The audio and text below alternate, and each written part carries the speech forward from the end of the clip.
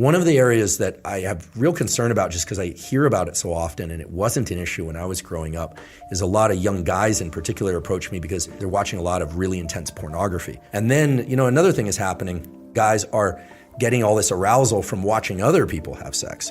And then they're in the real world scenario, and it's like, wait, you're no longer third personing this. You're actually in this scene, and it's completely collapsing them.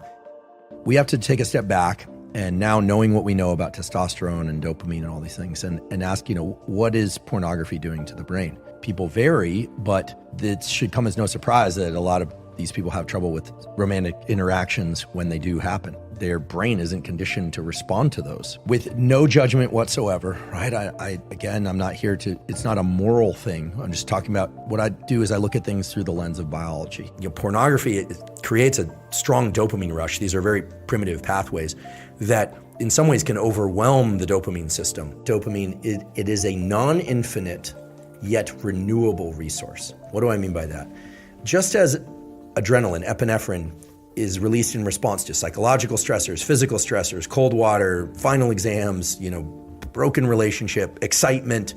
These are generic molecules, right? They're used to create activation states in the body.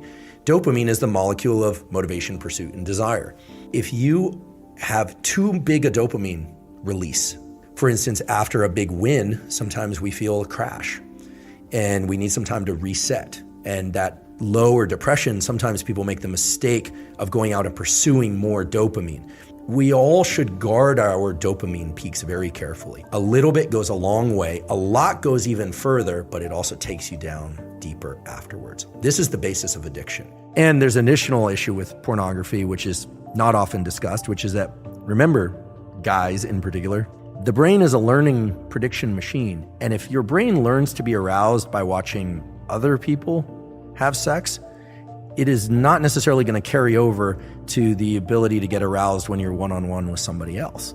I'm not saying pornography as a stimulus is bad or good. What I'm saying is it, in its availability and its extreme forms, it's a very potent stimulus, and very potent stimuli of any kind, extremely palatable food, extreme pornography, extreme experiences like bungee cord jumping, those set a threshold for dopamine release. The higher the dopamine peak, the bigger the drop afterwards. And it's not that you drop to baseline, you drop below baseline.